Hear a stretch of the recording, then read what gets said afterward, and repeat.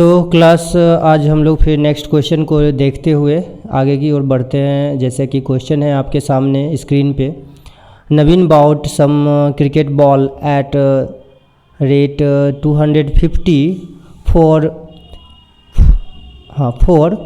Ball and sold them at the rate of 340 for 5 balls, find his gain और loss percent. तो question को solve करने से पहले हम लोग इसके बेसिक टर्म्स को समझ लेते हैं। जैसा कि यहाँ दिया हुआ है कि नवीन ने 250 रुपये जो है वो खर्च किए और 4 बॉल ख़रीदा, यानी CP of 4 ball is 250 rupees. तो CP of 4 ball is 250 rupees. तो हम लोग लिखेंगे CP of 4 ball equal to 250 rupees, no doubt. तो 250 रुपीज़। उसके बाद हम लोग देखेंगे क्या कि इसने ख़रीदा तो 250 रुपीज़ में है, लेकिन इसने बेचा है उसे 340 रुपीज़ में, वो भी 5 बॉल को। तो CP of 4 ball is equal to RS 250 rupees, ठीक है। और इसमें हम लोग फाइंड करेंगे सबसे पहले कि CP of 1 ball, CP of 1 ball equal to, हम लोग देखेंगे क्या, CP of 1 ball equal to हम लोग देखते हैं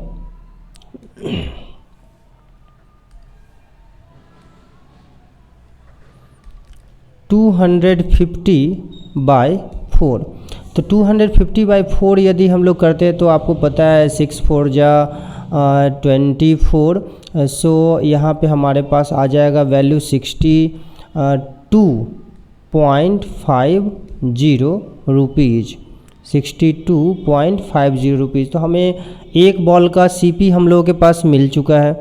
अब हम लोग देखेंगे क्या कि सेलिंग प्राइस। तो सेलिंग प्राइस के बारे में आप पता है कि सेलिंग प्राइस, अगेन हम लोग यहाँ लिखेंगे अगेन सेलिंग प्राइस ऑफ 5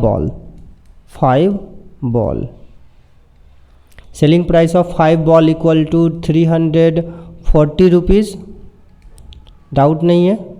तो selling price of 5 ball equal to 340 rupees. अब हम लोग ये फाइंड करेंगे कि सेलिंग प्राइस ऑफ 1 बॉल कितना होगा।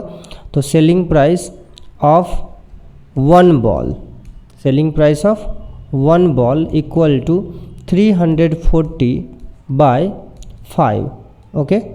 तो हमारे पास आ जाएगा इसका वैल्यू 5 6 जा 30, और ये आ गया आपके पास 5 6 जा 30, और उसके बाद 30 और फिर 5 8 जा 40, यानी हमारे पास सेलिंग प्राइस हो गया 68 रुपीज़, 68 रुपीज़। अब क्लास हम लोग ये देखते हैं कि selling price is greater than cost price, selling price is greater than cost price. तो इस कंडीशन में हमको पता है कि सेलिंग प्राइस यदि कॉस्ट प्राइस से बड़ा होगा तो हमें प्रॉफिट होगा, सेलिंग प्राइस यदि कॉस्ट प्राइस से बड़ा होगा तो क्या होगा, प्रॉफिट होगा। तो इस प्रॉफिट इक्वल टू फिर हम लोग अप्लाई करेंगे क्या कि प्रॉफिट इक्वल टू, हम लोगों ने देखा है कि प्रॉफिट का वैल्यू हम फाइंड करते हैं तो selling price minus cost price करते हैं। Selling price minus cost price यदि हम लोग करते हैं तो सीधी सी बात है, सेलिंग प्राइस 68 रुपीज़ और माइनस कॉस्ट प्राइस हमारे पास था 62.50। तो इस तरीके से हमारे पास प्रॉफिट आ गया कितना, 5.50, ओके।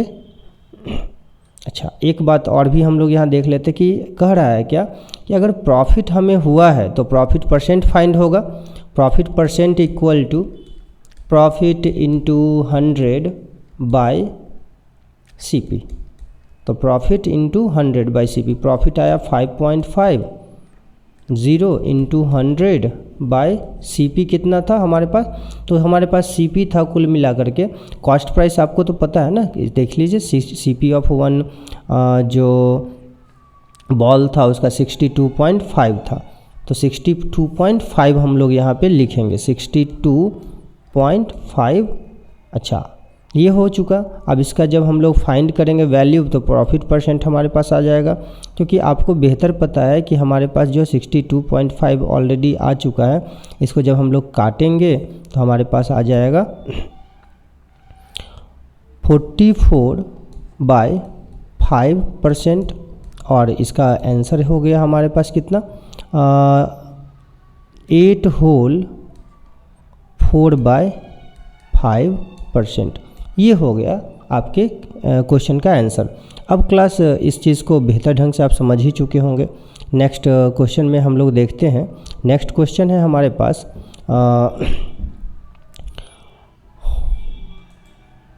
क्वेश्चन नंबर नेक्स्ट जो है वो है by selling a bedsheet. Okay, ये क्वेश्चन हम लोग देखते हैं। By selling a bed sheet for 640, a shopkeeper earned a profit of 28%. By selling a bed sheet for 640, okay. तो हमारे पास ये दिया हुआ है कि बेडशीट का जो है सेलिंग प्राइस क्या है, और बेडशीट का अगर सेलिंग प्राइस हमारे पास दिया हुआ है तो ठीक हम उसी तरीके से इसका जो है क्वेश्चन का आंसर हम लोग फाइंड कर लेंगे। ओके, तो देख लेते हैं। By selling a bedsheet for 640, a shopkeeper earn a profit of 28 rupees. Okay class, तो इस तरीके से इसमें हम लोग फाइंड करते हैं क्वेश्चन को।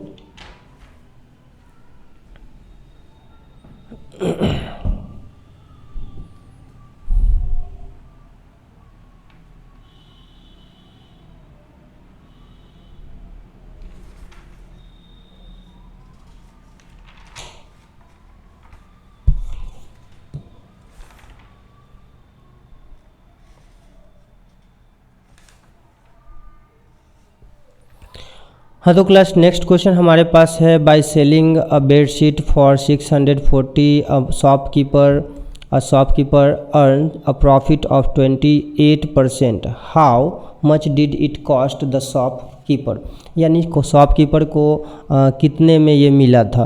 तो हम लोग इस क्वेश्चन को सॉल्व करते हैं, क्योंकि हमारे पास सेलिंग प्राइस तो ऑलरेडी दिया हुआ है ही। तो सेलिंग प्राइस इक्वल टू हो गया 640, और उसके बाद हमारे पास प्रॉफिट परसेंट भी दिया हुआ है, यानी प्रॉफिट परसेंट इक्वल टू हमारे पास मिल गया 28%। एक्चुअली अगर आप प्रॉफिट परसेंट यहाँ पर लिखते हैं तो प्रॉफिट परसेंट लिखने के समय में अगर आप चाहें तो 28% लिखिए, या सीधे 28 लिख करके भी छोड़ सकते हैं, क्योंकि वहाँ पर तो आपने पहले प्रॉफिट परसेंट दे ही दिया है ना।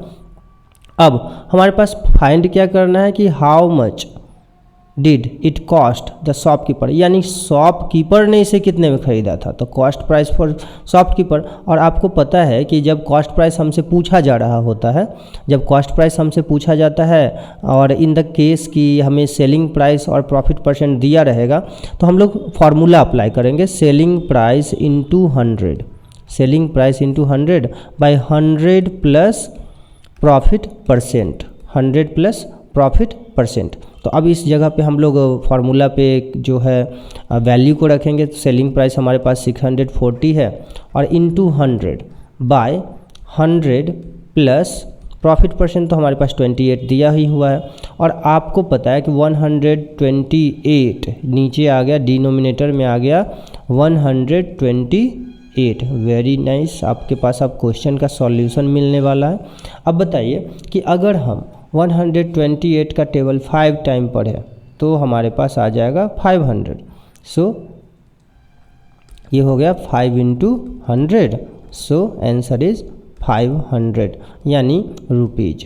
कहने का मतलब ये हुआ कि शॉपकीपर ने उस बेडशीट को कितने में ख़रीदा था, तो 500 रुपीज़ में। ये आपके पास इसका तो इस क्वेश्चन का सॉल्यूशन भी आपको मिल गया। तो क्लास नेक्स्ट हम लोग क्वेश्चन देखेंगे। नेक्स्ट क्वेश्चन है रंजन परचेज 250 पैकेट फॉर, फिर से देख लीजिए, एक्चुअली वीडियोज़ जब वहाँ पे रहते हैं तो चेहरा रहने के कारण जो है दिखाई नहीं देता है, ठीक है। तो हम लोग इस क्वेश्चन को अब देखते हैं। हाँ क्लास, तो नेक्स्ट क्वेश्चन है हमारे पास Ranjan purchase 250 packet of blade at the rate of ₹8 per packet he sold 70% of the packet at the rate of 11 per packet and remaining packet at the rate of 9 per packet. Find the gain percent. तो सबसे पहले हम लोग ये find करेंगे कि total number of packet कितना है। तो यहाँ पर ऑलरेडी दिया हुआ है टोटल नंबर ऑफ पैकेट, तो हम लोग लिखेंगे टोटल नंबर ऑफ पैकेट। तो सॉल्यूशन हम लोग निकालते हैं टोटल नंबर ऑफ पैकेट, ये NO और डॉट देते इसका मतलब हो जाएगा नंबर। तो total number of packet, total number of packet हम लोग देखेंगे क्या, ठीक है। टोटल नंबर ऑफ पैकेट हम लोग देखेंगे तो आ गया 250, यानी टोटल नंबर ऑफ पैकेट हमारे पास कितना हो गया 250। और ये कितने का था, तो एक पैकेट का प्राइस जो था वो था 8 रुपीज़, ठीक है। तो कॉस्ट प्राइस फॉर 250 पैकेट यानी CP for 250 packet at the rate of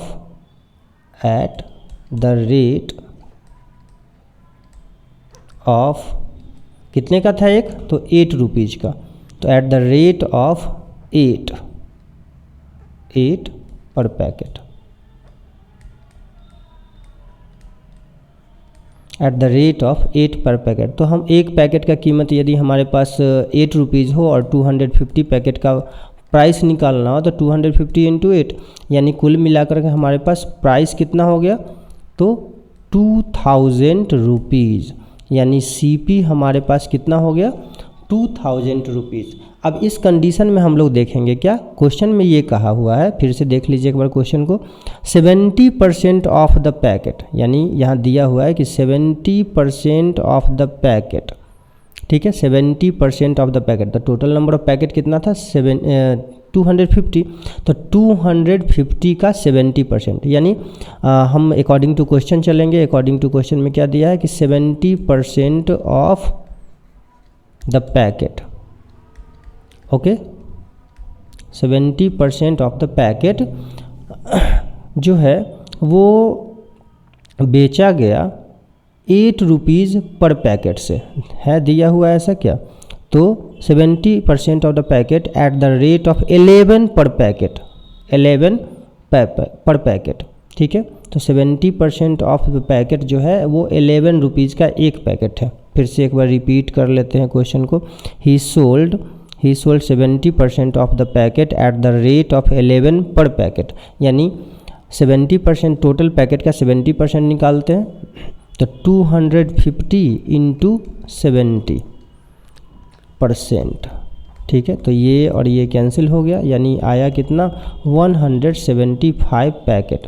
और इस 175 पैकेट को पर पैकेट कैसे बेचा है 11 रुपीज़ पर पैकेट। मतलब कहने का ये हुआ कि एक पैकेट का प्राइस यदि 175 पैकेट का यदि प्राइस जो है वो 11 रुपीज़ हो तो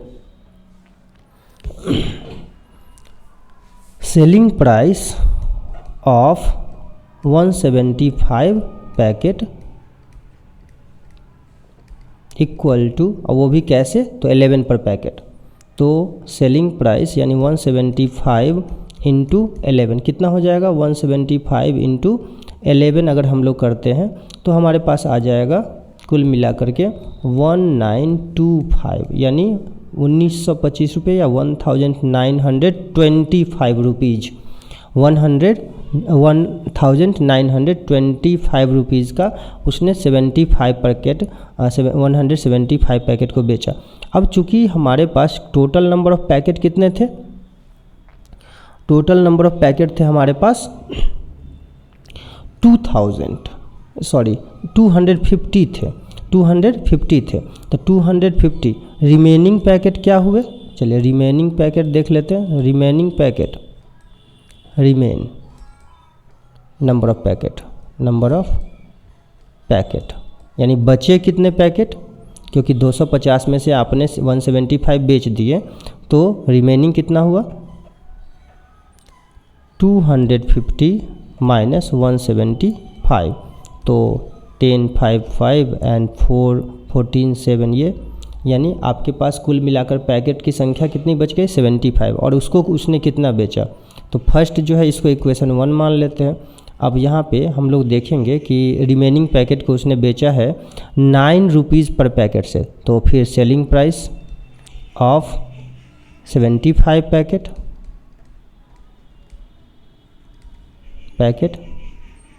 अब 75 पैकेट को एट द रेट ऐसे मत लिखिएगा, ऐसे हम लोग चलिए लिखते हैं eight the rate of 75 into 9। क्यों? उसने देख लीजिए रिमेनिंग पैकेट को कितने बेचा था, eight the rate of 9 packet, 9 पर पैकेट।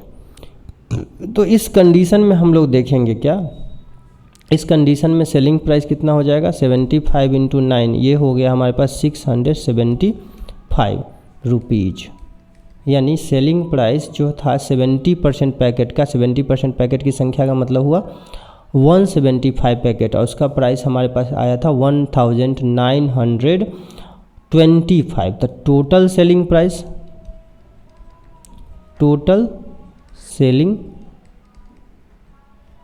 प्राइस हमारे पास टोटल सेलिंग प्राइस कितना हो गया 1925 प्लस 675।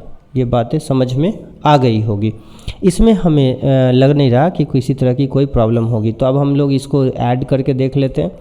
तो हमारे पास आ गया, दोनों को ऐड करने पे 2600 रुपीज़, यानी हमारे पास आ गया 1925 को जब हमने ऐड किया 675 से, तो 5 5 10 7 2 9 and 1 10 और 15 and 16। ओके, अब हम देख रहे हैं क्या कि हमने परचेज कितना में किया था 2000 में, सेल कितना में किया, तो हमने सेल किया है 2600। तो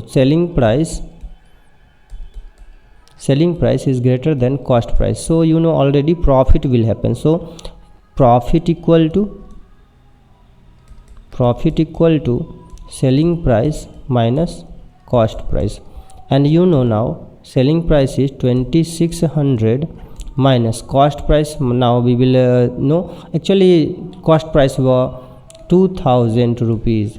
Now you should understand that 600 rupees is profit, है ना, 600 रुपीज़ जो है वो प्रॉफिट में है। तो 600 रुपीज़ हमारे पास प्रॉफिट आ गया। अब प्रॉफिट आ चुके हैं तो प्रॉफिट परसेंट भी फाइंड कर लेते हैं। तो profit percent is equal to क्या हो जाएंगे, प्रॉफिट इंटू 100 बाय CP। तो आपको पता है कि कॉस्ट प्राइस कितना था 2000 रुपीज़ था, और प्रॉफिट कितना हुआ तो 600 हुआ इंटू 100 बाय आपके पास प्रॉफिट और कॉस्ट प्राइस थे 2000, सो दिस में बी cancel. So you know now 30%, यानी profit percent equal to 30। I think कोई प्रॉब्लम नहीं हुआ होगा। प्रॉफिट परसेंट इक्वल टू 30 या प्रॉफिट परसेंट इक्वल टू 30% भी आप लिख सकते हैं। तो इसमें क्लास दिक्कत नहीं है। नेक्स्ट हम लोगों का क्वेश्चन है, अब हम लोग नेक्स्ट क्वेश्चन की तरफ बढ़ेंगे, और नेक्स्ट क्वेश्चन है अंकित सोल्ड 2 जीन्स। ओके, अंकित सोल्ड 2 जीन्स 990 रुपीज़ ईच, यानी अंकित जो है 2 जीन्स को बेचा। ठीक है, तो अंकित जो है 2 जीन्स को बेचा। चलिए हम लोग यहाँ से देखते हैं फिर से। Ankit sold 2 jeans for 990 each, on one he gained 10% and on the other he lost 10%. Find his gain or loss percent.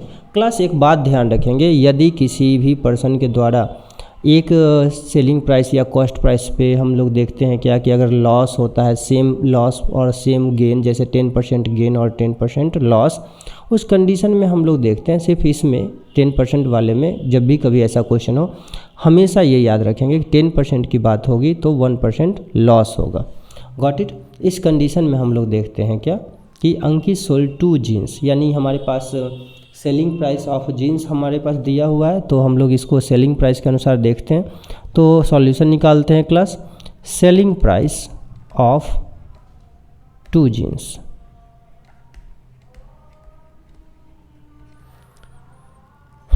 तो 990 plus 990.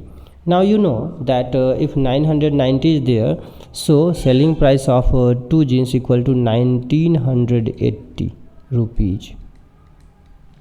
I think you have understood this situation. अब हमारे पास सेलिंग प्राइस तो मिल गया, सेलिंग प्राइस हमारे पास जो है already मिल गया. जब 2 जीन्स को बेचा तो हमको सेलिंग प्राइस मिल गया. अब हम लोग क्या करेंगे कि प्रत्येक को उसने अलग अलग, एक को बेचा है 10% गेन पे, एक को बेचा है उसने 10% लॉस पे.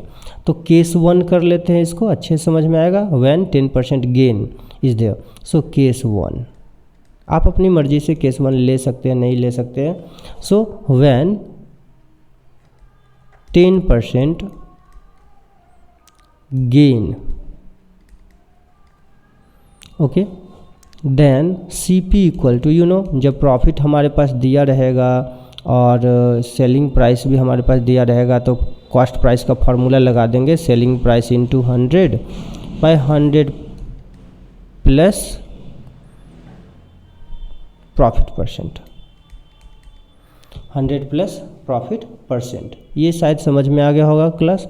अब हम लोग देखते हैं क्या कि जब ये चीज़ें हैं तो हमारे पास डेटा जो दिया सेलिंग प्राइस कितना आया था, जब प्रॉफिट हुआ था तो वहाँ आया 990 into 100 by 100 plus profit percent. Profit percent पहले पे आया था 10% का, तो हम लोग करेंगे क्या 990 into 100 by 110, so 10 cancel and this one is 9. So class 900 rupees is profit cost price for first case. यानी पहले केस में उसने 900 रुपये में सामान खरीदा था. पहले केस में कितने में खरीदा था, 900 रुपये में ये खरीदा था. अब हम लोग देखते हैं क्या कि कॉस्ट प्राइस तो हमने फर्स्ट केस का निकाल ही लिया, इक्वेशन 1 मान लेते हैं. अब case 2, when they have some loss of 10%, so selling price is same 990 and cost price you have to find, and obviously they have some loss percent, loss percent is there, loss percent equal to 10 also.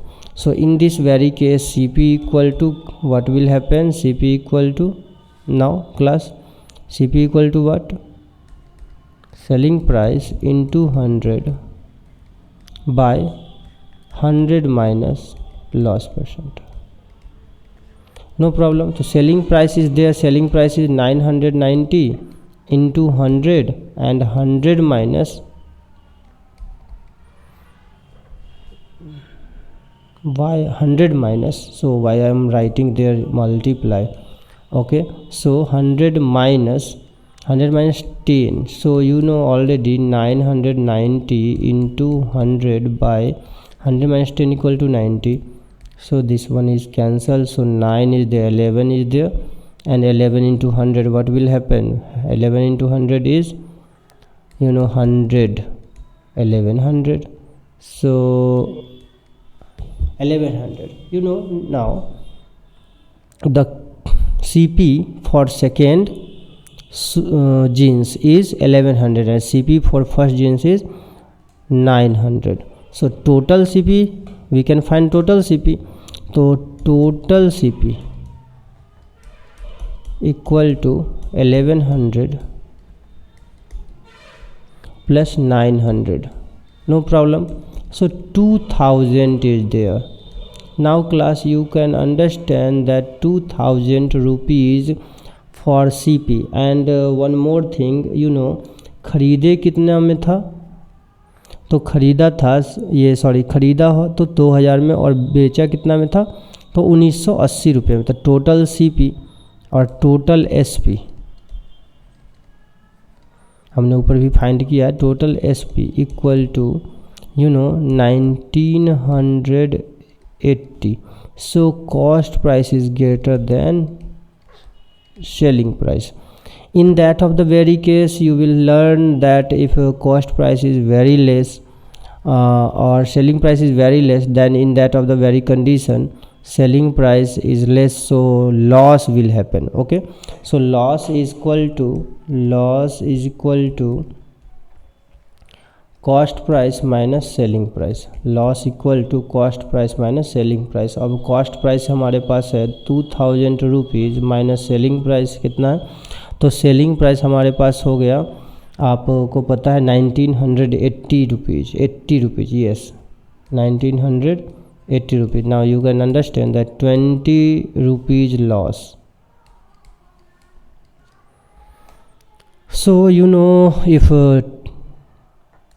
loss is there, then loss percent equal to loss into 100 by CP, loss into 100 by CP। अब हम लोग देखेंगे कि loss तो हुआ हमारे पास 20 rupees का into 100, आज CP कितना था, तो आपको पता है कि CP हमारे पास था कुल मिलाकर के 900 का, CP हमारे पास 2000 का था, 2000 का, तो ये से ये कैंसिल, ये से ये कैंसिल, तो हम लोग देखते हैं कि ये ख़त्म हो गया और ये हो गया 1। तो मैंने आपको बोला भी था कि 1% जो है वो लॉस होगा।